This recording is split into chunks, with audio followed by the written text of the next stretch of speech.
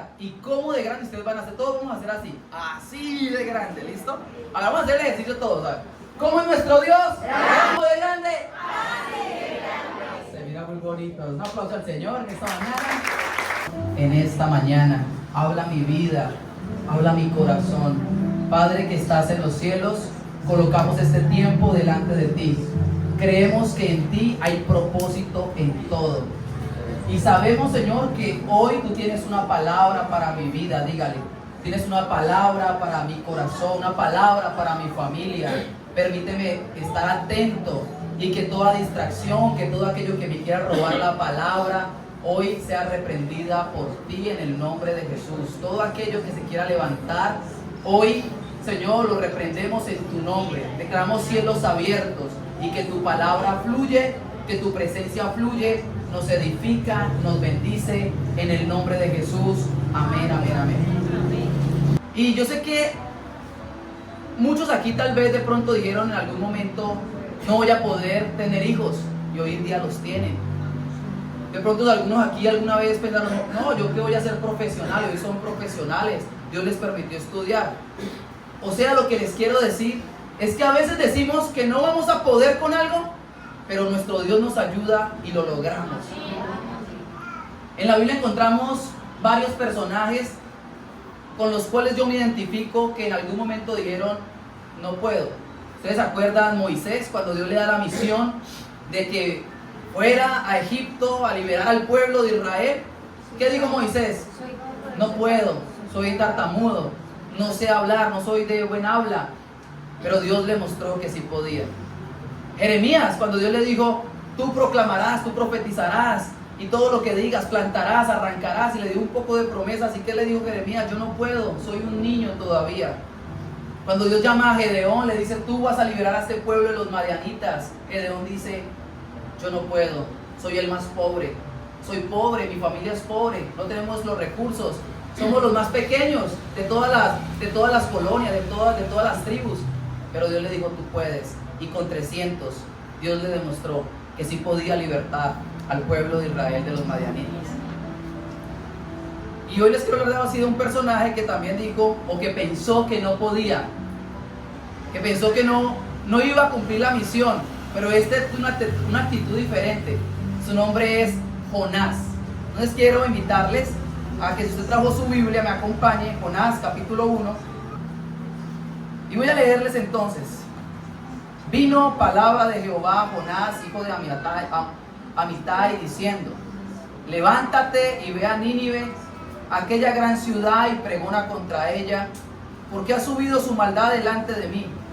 Y Jonás se levantó para huir de la presencia de Jehová a Tarsis, y descendió a Jope, y halló una nave que partía para Tarsis, y pagando su pasaje, entró en ella para irse con ellos a Tarsis, lejos de la presencia de Jehová. Pero Jehová hizo levantar un gran viento en el mar, y hubo en el mar una tempestad tan grande que pensó que se partiría la nave. Y los marineros tuvieron miedo, y cada uno clamaba a su Dios, y echaron al mar los enseres que había en la nave, para descargarla de ellos. Pero Jonás había bajado al interior de la nave y se había echado a dormir. Y el patrón de la nave se le acercó y le dijo, ¿qué tienes, dormilón? Levántate y clama a tu Dios, quizá Él tendrá compasión de nosotros y no pereceremos. Y dijeron cada uno a su compañero, venid y echemos suertes, para que sepamos por causa de quién nos ha venido este mal. Y echaron suertes, y la suerte cayó sobre Jonás. Entonces le dijeron ellos, decláranos ahora por qué nos ha venido este mal. ¿Qué oficio tienes y de dónde vienes? ¿Cuál es tu tierra y de qué pueblo eres? Que huía de la presencia de Jehová, pues él se los había declarado. Quiero que se adelante un poquitico al 16.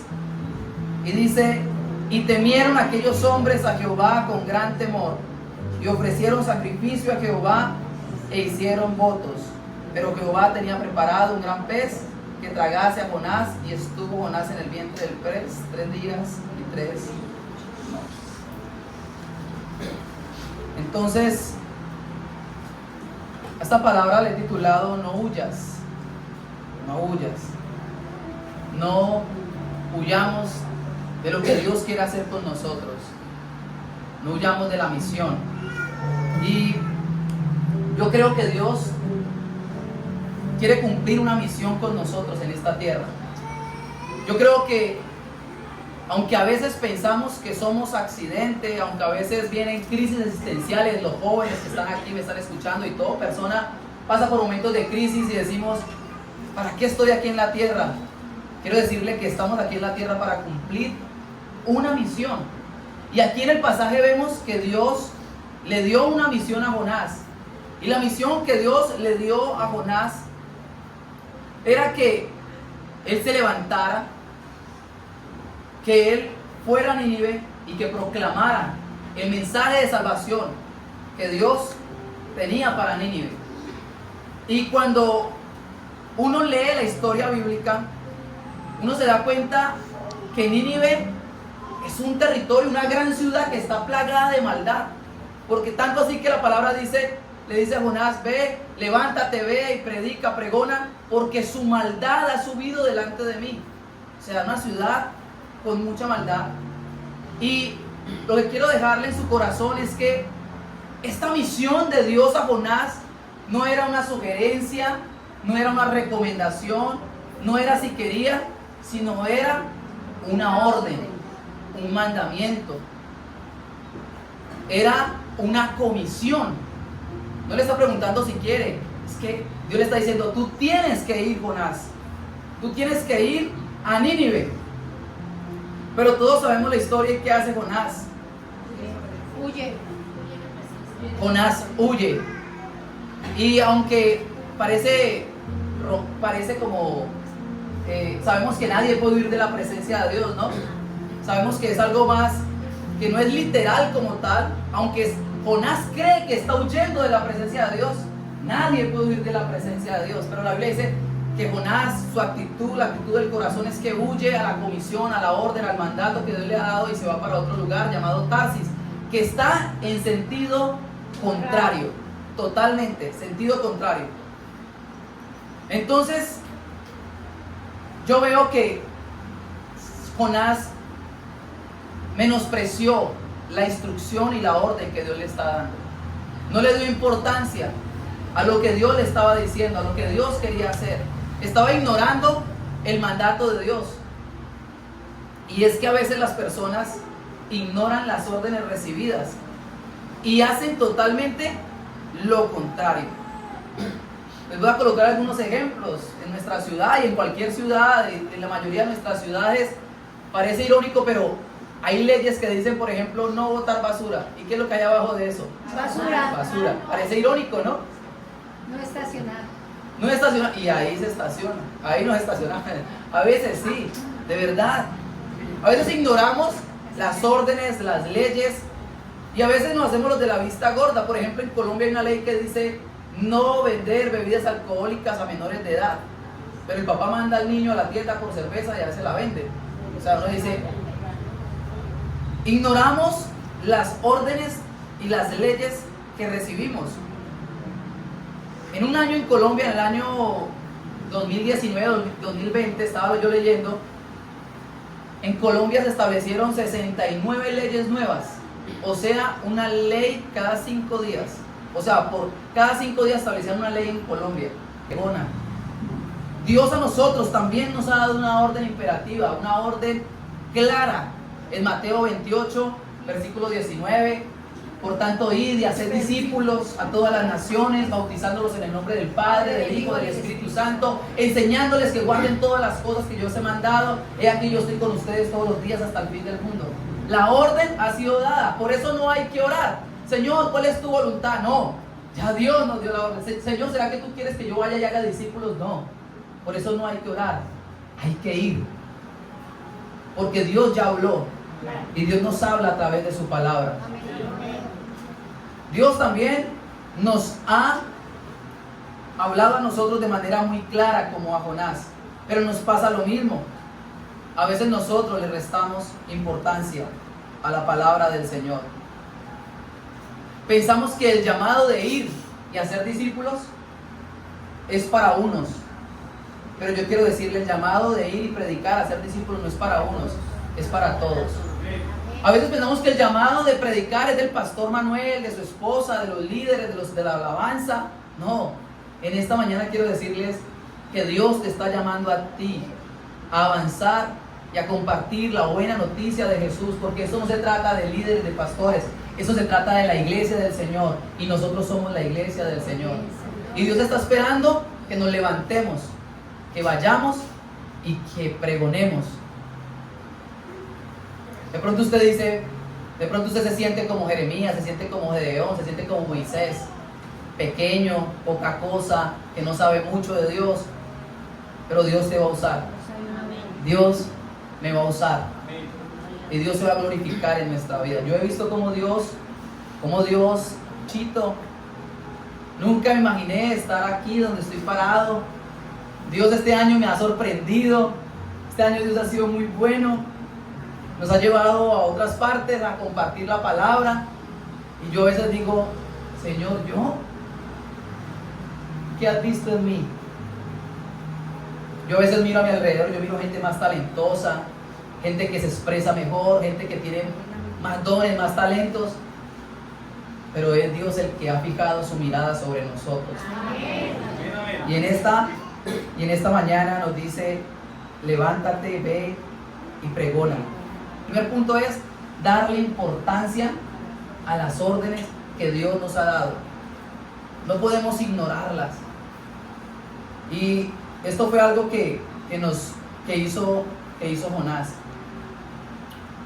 Si algo hizo Jonás es que huyó de su responsabilidad.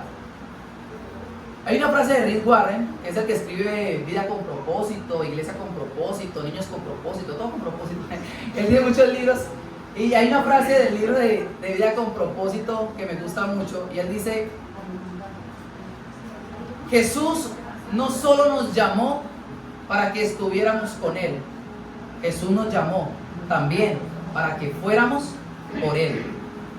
La estoy parafraseando, ahí está la frase como esta, el cual Jesús no nos llamó solo a venir a Él, sino a ir por Él.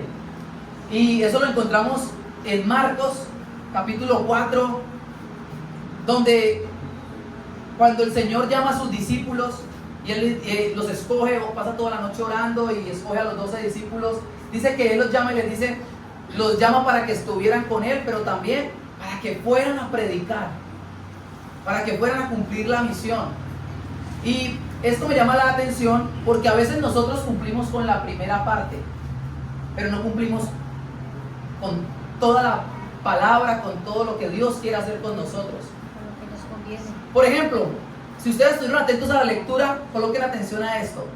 La orden de Dios a Jonás es, levántate, ve y pregona. Y yo pregunto en esta mañana, ¿Jonás se levantó? ¿Sí o no? Sí. Jonás se levantó.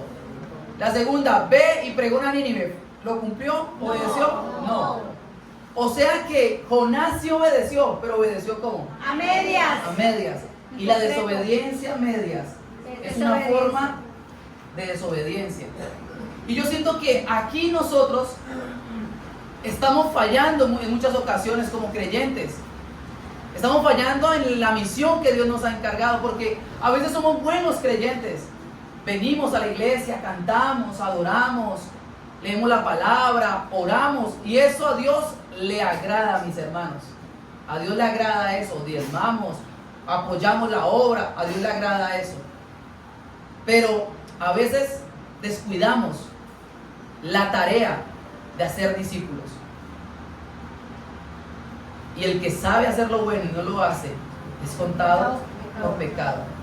Y parece duro, ¿no? Y perdónenme por... pero es que Dios quiere que hagamos la tarea completa. Y esta palabra no solamente yo la digo así por decirla, no, yo también la recibo. O sea, el primero que la recibe soy yo. El primero que la atiende soy yo, porque yo le digo, siempre trato de ser sincero y de predicar algo que yo viva, que yo esté recibiendo. Y a veces hacemos muchas cosas para Dios, pero a veces se nos olvida hacer discípulos, contarles a otros. Entonces, Dios quiere que nuestra obediencia a Él sea completa. Yo quiero que usted diga conmigo, yo le voy a dar más importancia a la gran comisión. Yo le voy a dar más importancia a la gran comisión. Ahora diga conmigo, diga, yo voy a ser discípulos. Yo voy a ser discípulos. En mi corazón se ha despertado un anhelo, ¿verdad? Un anhelo por dejar un legado, y en este momento en nuestra iglesia, de verdad, estos días he pensado, pues los años van pasando, ustedes me miran joven, ¿cierto? Ustedes me miran jóvenes, me miran pollo, pero ya no soy tan pollo. Yo llego a los 16 años y han pasado casi 22 años, entonces haga la cuenta. Me casé a los 25, ya llevamos 12 años de casados, hagan la cuenta. Aunque, si me miran joven, es la gracia del Señor. Pero a donde quiero llegar es que uno comienza a pensar, ¿a quién voy a dejar el legado? ¿Qué discípulo hay? Porque esto no se trata de nosotros, se trata de Él, lo que decía el pastor Emanuel. No se trata de nosotros, se trata de Él. De que el reino siga extendiendo. El día de mañana usted y yo nos vamos a morir, pero el reino que se siga extendiendo, que se siga extendiendo, que siga avanzando, que se siga proclamando. Y estos días le he dicho al Señor fuertemente, yo quiero formar a alguien, quiero reproducirme a alguien, y que usted pueda decir, que usted ore, Señor, muéstrame a uno, que yo pueda identificar a uno, una familia, que yo pueda discipular a alguien para cumplir tu misión, la gran comisión. Lo segundo es que para cumplir la misión debemos tener amor genuino. ¿Tener qué? Amor genuino. Entonces lo primero que dije es que para cumplir la misión debemos darle la importancia que se requiere. Jonás ignoró la orden del Señor, cogió para otro lado. Lo segundo es, para cumplir la misión debemos tener un amor genuino. Dice la escritura que Jonás se monta a ese barco, se va para Tarsis, y allí, en medio medio del viaje, Dios manda una tormenta, una gran tormenta, se levanta, el barco está que se parte en dos, pero Jonás vuelve a huir. Pero como no tiene a dónde más huir, o sea, lugar físico, huye en el mismo barco. ¿Y a dónde huye? A lo profundo del barco, allá, a lo último. Vuelve a huir. Él dice, yo no me la voy a dejar contar de Dios. Y huye allá acá Dios no me encuentra. Y la historia dice que el capitán del barco, los marineros, lo buscan, le dice, ¿qué tienes, dormilón? Levántate, cuéntanos quién eres, qué haces, por qué no clamas a tu Dios. Y Jonás les cuenta qué está haciendo, por qué está ahí, les habla, y pasa algo lindo.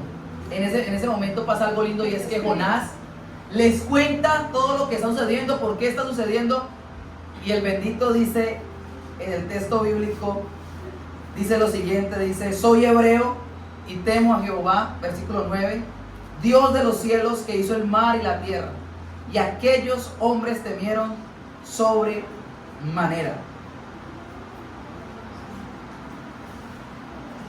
Yo me preguntaba, bueno, ¿por qué Jonás no quiere ir a Nínive? Si Dios ha sido claro con él. ¿Por qué? Tenía miedo de la maldad, bueno, muchas cosas. Porque Nínive era muy malo. Porque Nínive era muy ¿qué? Muy malo, y los habían, activado al pueblo de ellos. Los habían aprisionado, los habían... Él había contado que Nínive era muy malo, ¿cierto? Y Nínive era la capital del imperio asirio. Y habían hecho muchas maldades con el pueblo de Jonás. Muchas maldades. Y se cuenta, algunos dicen, que el pueblo de Asiria, inclusive algunos teólogos atreven a decir que el pueblo de Asiria le había quitado familiares a Jonás. Y son especulaciones, pero para no entrar en detalle, lo que sí les quiero decir es que Nínive, la capital de Asiria, era pueblo enemigo del pueblo de Israel, y que le había hecho mucha maldad al pueblo de Israel, mucho daño. Y el corazón de Jonás estaba cargado, estaba resentido, estaba herido. No quería que ellos se salvaran. No quería que ellos se arrepintieran. Inclusive cuando leemos la escritura en Jonás capítulo 4 versículo 2, Jonás da respuesta por qué no quiere ir a Nínive. Y dice Jonás capítulo 4 versículo 2, no va a permitir leer, y dice, por eso me apresuré a huir a Tarsis, porque sabía que tú eres Dios clemente y piadoso, tardo para enojarte y grande es misericordia, y que te arrepientes del mal. Por eso Jonás no quería ir a Nínive, porque él sabía que si ellos se arrepentían de su predicación, de su mensaje, Dios los iba a perdonar, porque nuestro Dios es lento para la ira, pero grande es misericordia, que cambia de juicio. Cuando mira un corazón contrito y humillado, el Señor eso lo mueve, lo toca, cuando hay un corazón arrepentido. Y por eso Jonás no quería ir. Entonces, a veces nosotros decimos, este Jonás sí desobediente, como que nos aislamos de los sentimientos que está viviendo Jonás. Y es que yo me pongo a pensar en Jonás y es duro. Es duro. Pero Dios quiere que nosotros tengamos la actitud de Él. Y la actitud de Él es una actitud de amor. Y yo sé que a veces hay personas que nos han herido, que nos han hecho daño. Yo sé que a veces decimos, o sea, yo no sé cuántos aquí les ha pasado, pero a veces hay personas que hacen cosas malas que a uno le brota la... Yo quiero decirles que para avanzar, para proclamar, para ganar a otros, Dios quiere que yo tenga un corazón sano. Dios quiere que yo no tenga un corazón de resentimiento, sino Dios quiere que yo tenga un corazón de amor. Y yo sé que esto no es fácil. Perdonar no es fácil. Sanar no es fácil. Pero es la única manera de avanzar. Porque si nosotros no tenemos un corazón sano, vamos a herir a otros, a maltratar a otros. A mí me duele mucho cuando alguien habla de Jesús con un corazón herido. ¿Y sabe por qué? Porque lo que hace, en lugar de acercar a la gente, es que la espanta. Porque cuando alguien habla de Cristo, desde el resentimiento, desde la amargura, desde la frustración, no inspira. Lo que hace más bien es desanimar.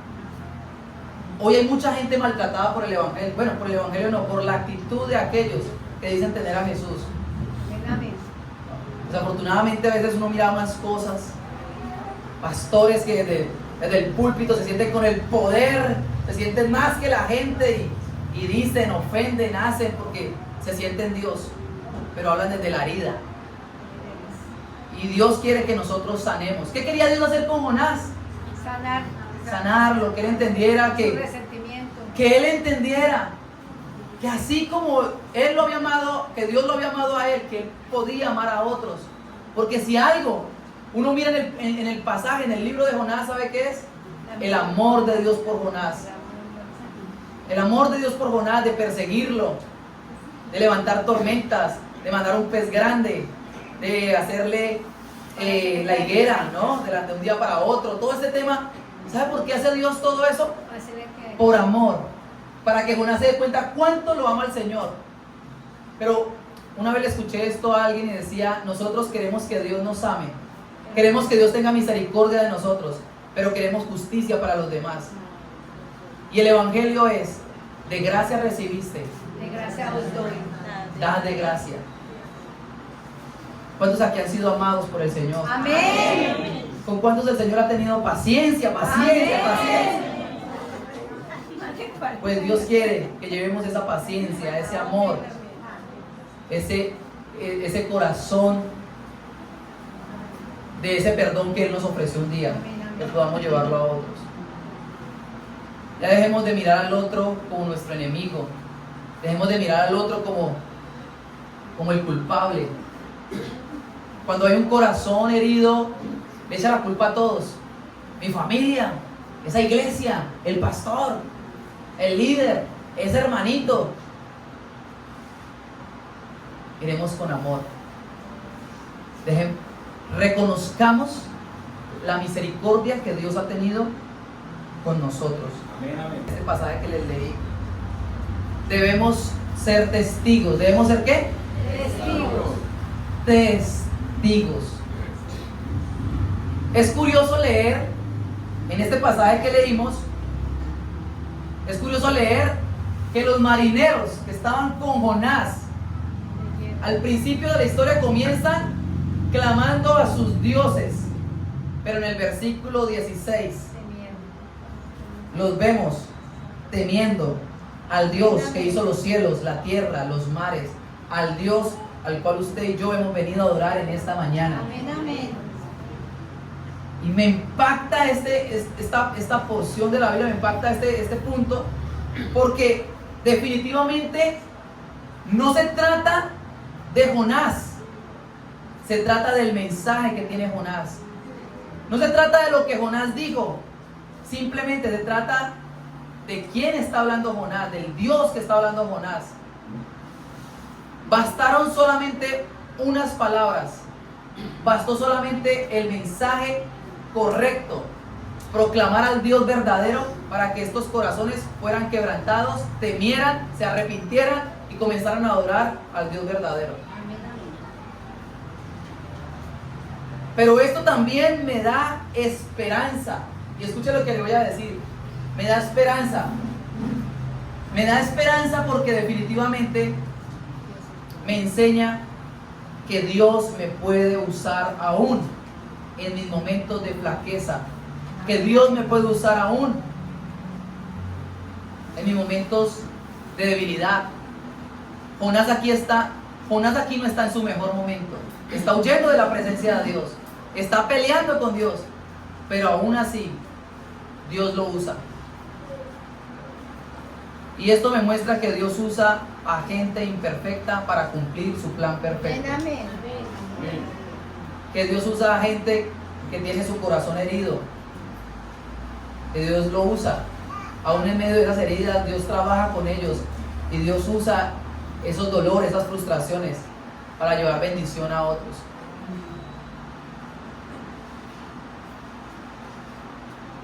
Dice la Biblia: y temieron sobremanera los marineros y fueron impactados por el mensaje que dio el profeta. Esto me recuerda que definitivamente es el Evangelio de Jesús. Son las palabras de Jesús, es la buena noticia de Jesús la que puede traer transformación a una vida. Por eso el apóstol Pablo decía ya en la carta a los romanos, decía: no me avergüenzo del Evangelio, porque es poder de Dios para salvación. Es el Evangelio el que transforma. ¿Por qué a veces no cumplimos la misión? Por el miedo. Y no cumplimos la misión por los prejuicios. Estamos llenos de prejuicios. Y si algo quiere hacer el enemigo con nosotros es llenarnos de miedo y de prejuicios. Y es que somos un pueblo lleno de prejuicios. Por ejemplo, hay un prejuicio en la sociedad. Y ustedes me van a ayudar si saben ese prejuicio. Todos los hombres son. Ahí está el prejuicio. Todos los hombres son iguales. Y no todos los hombres son iguales. Pareciera, ¿verdad? No, es un prejuicio. Todos los hombres son iguales. Y hay gente que, mujeres, todos los hombres son iguales, unas porquerías, y no. Un prejuicio que hay en la sociedad. A las mujeres lo único que le importa es la.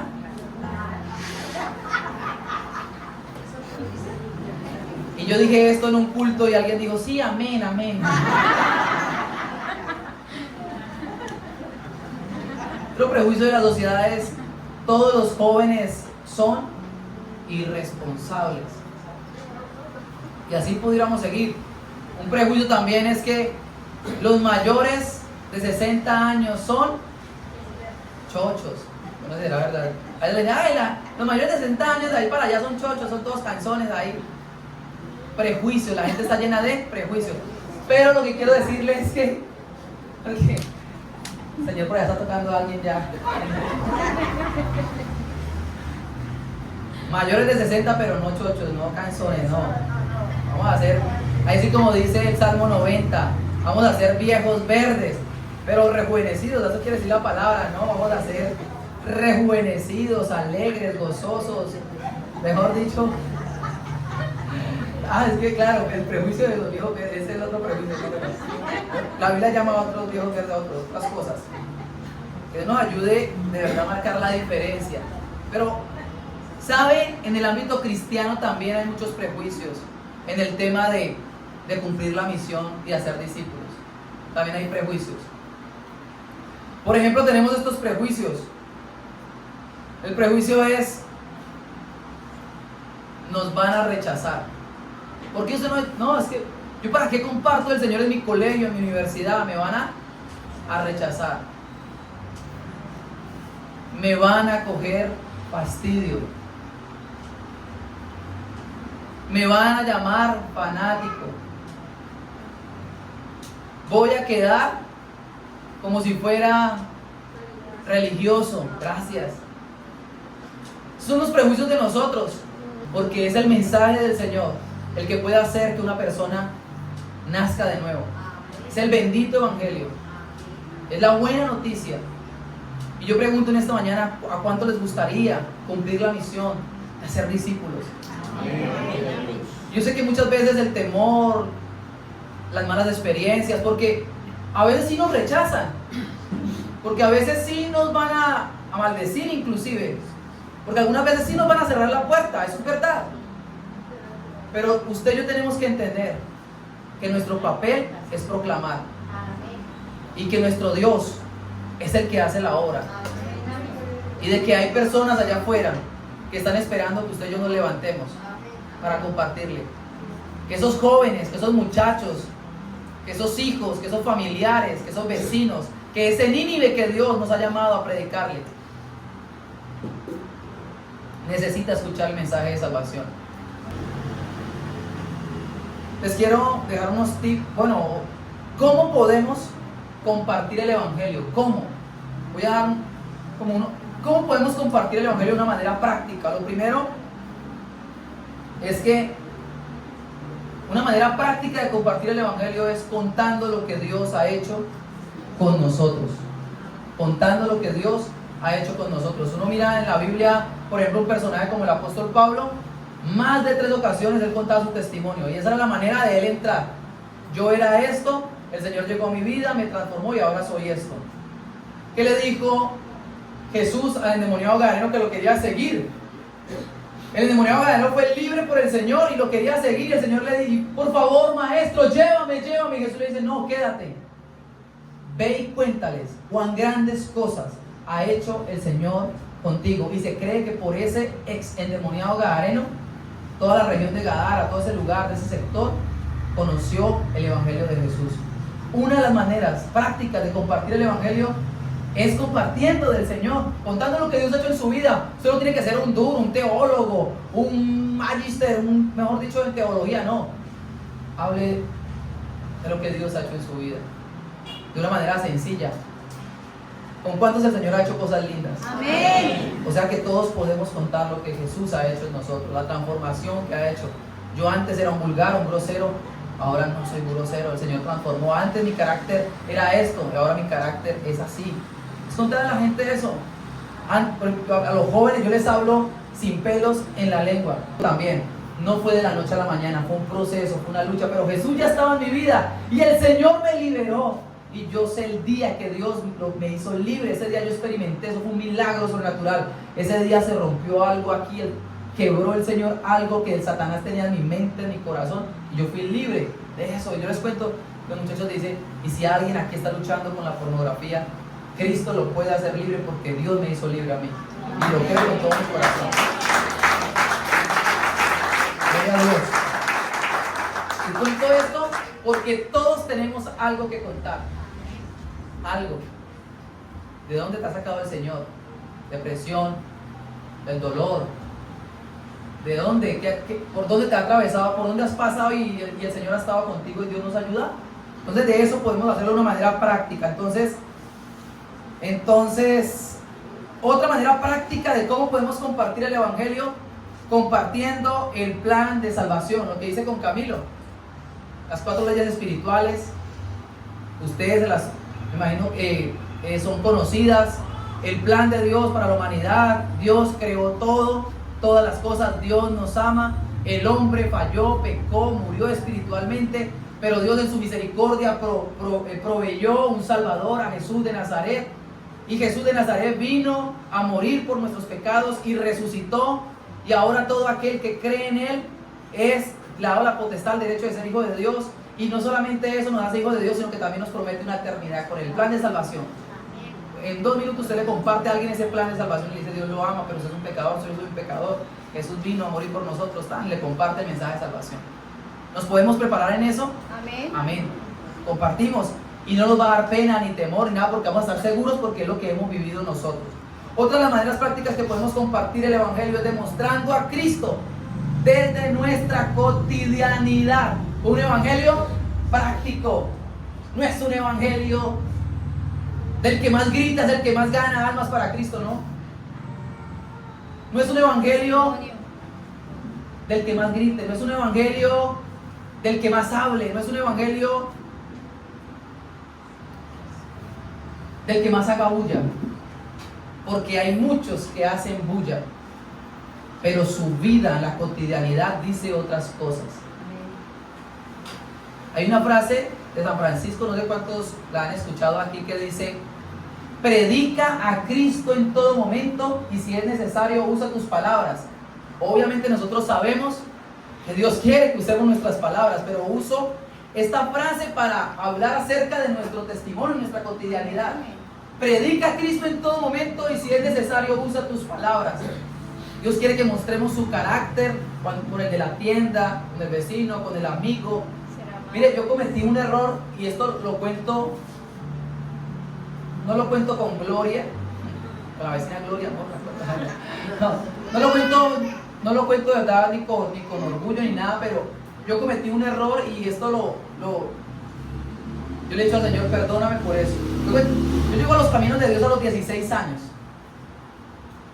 Yo comienzo a conocer de Jesús, Jesús comienza a cambiar mi vida, pero yo cometo un error que después de mucho tiempo me di cuenta que había sido un error, y es que yo comienzo a alejarme de mi familia biológica, comienzo a alejarme de mis amigos, comienzo a alejarme de todas las personas conocidas, y me centro en la iglesia, y gloria a Dios por la iglesia. Pero me meto tanto en la iglesia, en todo esto, y no porque la iglesia sea mala, sino donde quiero llegar es que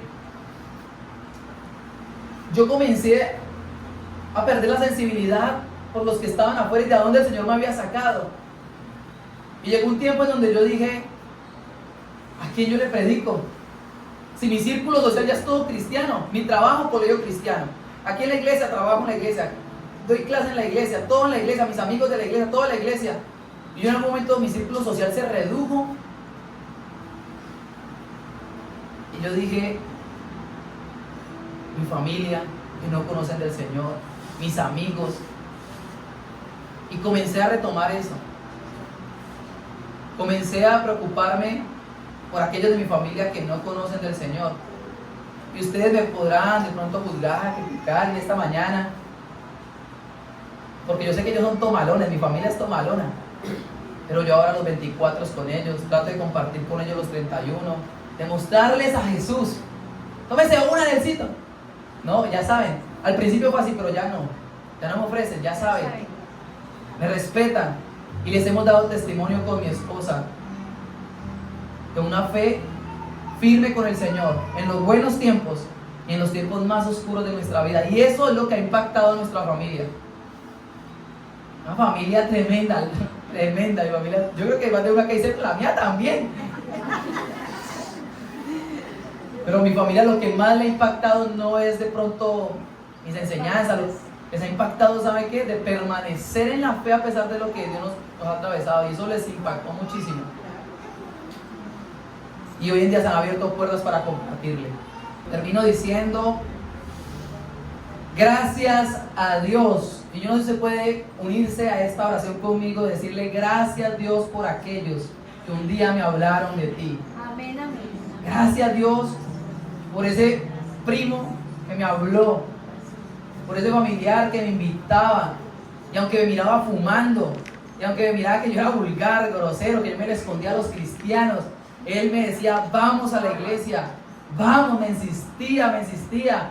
Yo me acuerdo que yo me subía al techo de la casa donde vivo todavía, no me fui, se fueron mis hermanos para otro país, pero yo me quedé ahí. Le dije: bueno, se fueron y yo me quedé aquí. Yo me acuerdo que yo me subía al techo de la casa y Y yo allá encendía mis cigarrillos, fumaba, y él llegaba a la casa y me decía, primo, vamos a la iglesia. Yo, no, otro día. Y él insistía, hasta que un día fui allá. Y yo le doy gracias a Dios por la vida de él. Le doy gracias a Dios por la vida de él porque no se cansó, porque perseveró y me pudo dar el mensaje. Y les voy a contar algo. Hace poquito, él me buscó ahora a mí para decirme, pero no, o sea, él ni siquiera acordaba de eso.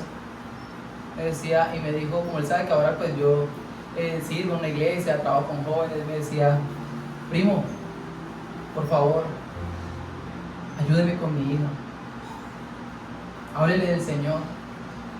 Que tenía una carga por ella, ya comenzamos a hacer el primer acercamiento. Pero ese día yo me quebré porque entendí lo lindo del Evangelio. Alguien un día me habló, ahora Dios quiere que yo le hable a otros. Dios quiere que cumplamos esa misión de ir y hacer discípulos a todas las naciones. Que le contemos a este mundo, que le mostremos a este mundo el mensaje que salva, que sana, que bautiza y que da esperanza a aquel que se aferra, a aquel que le recibe, a aquel que le acepta. Por favor, coloquen sobre sus pies. Gracias por colocar tu mirada sobre esa persona que hoy nos visita. Gracias por tener misericordia. Siendo aún pecadores, tú moriste por nosotros. Tú nos has rescatado, has tenido paciencia, nos has esperado, has sido constante, no te has rendido con nosotros. Y hoy estamos aquí para darte gracias, para darte a ti la gloria. Tú nos llamaste, tú nos escogiste. Al alcoholismo. Padre Celestial, bendice, Señor. Bendice a su casa, de bendición su trabajo. Bendice aún al que no, Señor.